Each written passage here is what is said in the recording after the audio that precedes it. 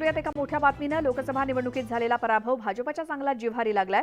त्यामुळे आगामी विधानसभा निवडणुकीच्या पार्श्वभूमीवर भाजपने मोर्चे बांधणी सुरू केली आहे। मुंबईत भाजप आमदारांची महत्त्वाची बैठक पार पडली।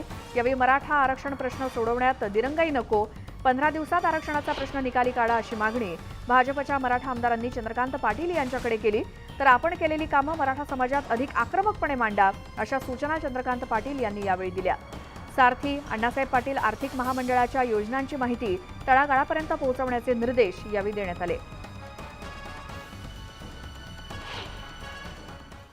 मराठा समाजाला वेळोवेळी आरक्षण आणि सुविधा दिल्यानंतरही काहीसा लोकसभा निवडणुकीचं विश्लेषण असं होतं की मराठा समाजामध्ये एक मतं मिळणं न मिळणं हा एक वेगळा विषय, पण एक असंतोष भारतीय जनता पार्टीबद्दल आहे।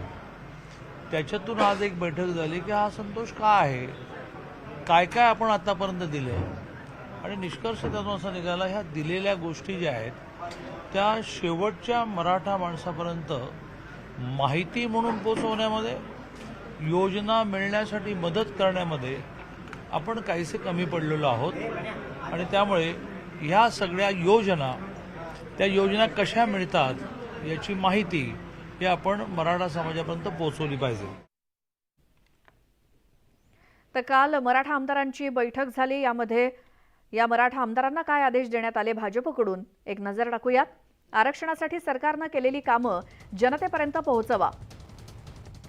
ओबीसी आणि मराठा समाजाच्या मध्यस्थीसाठी फडणवीसांनी पुढाकार घेतलाय।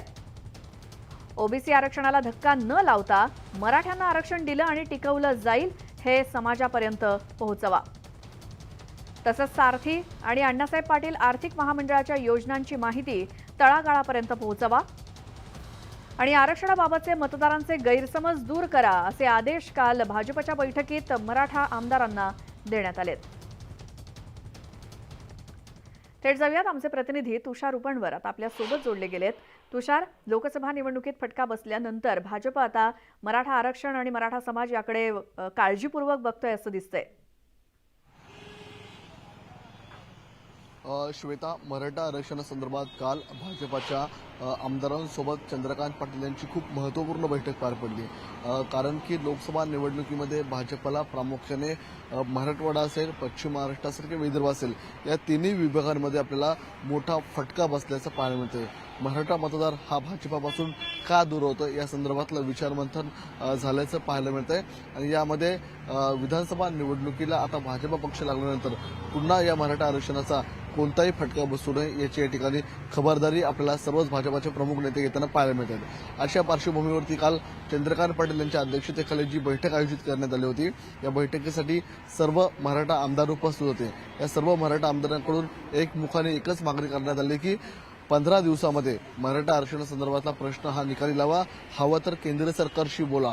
कारण की राज्यामध्ये मराठा आरक्षणाचा मोठा फटका प्रामुख्याने मराठवाड्यामध्ये बसल्याचं पाहायला मिळतंय।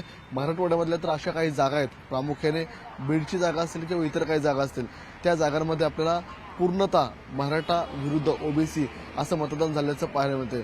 अशा पार्श्वभूमीवरती जर असाच ट्रेंड पुढे राहिला तर भाजपला याचा मोठा फटका आपल्याला विधानसभा निवडणुकीमध्ये देखील बसताना पाहायला मिळू शकतो। आत्ताच प्रामुख्याने मराठवाडा असेल किंवा विदर्भ असेल या दोन प्रमुख भागांमध्ये या मराठा आरक्षणाचा फटका बसला। हा ट्रेंड पुढे वाढू नये, किंबहुना मराठा आरक्षणाचा प्रश्न भाजपने लवकरात लवकर निकाली काढावा। कारण की जेव्हा देवेंद्र फडणवीस यांचं युतीचं सरकार होतं तेव्हा याच देवेंद्र फडणवीसांनी मराठा समाजाला आरक्षण दिलं होतं। त्याचप्रमाणे सारथी असेल किंवा अण्णासाहेब पाटील महामंडळ असेल यांसारख्या महत्त्वपूर्ण ज्या सरकारच्या योजना होत्या, ह्या योजनांमार्फत सरकारने अनेक मराठा समाजाला खूप मोठ्या प्रमाणात कर्ज दिलं होतं। त्याचप्रमाणे अनेक मोठ्या प्रमाणात जे मराठा समाजाचे विद्यार्थी आहेत त्यांचे प्रश्न सोडवले होते। मात्र हे प्रश्न कसे सोडवले हे तुम्ही जनतेपर्यंत पोहोचा, त्यांना सांगा असे आदेश देखील आपल्याला चंद्रकांत पाटील यांनी देताना पाहायला मिळतंय। मात्र मराठा आरक्षण मुद्द्यावरती भाजप आपल्या ठिकाणी गांभीर्याने घेत असल्याचं पाहायला मिळतं। बरोबर आहे तुषार, धन्यवाद या सगळ्या माहितीसाठी। तर मराठा आरक्षण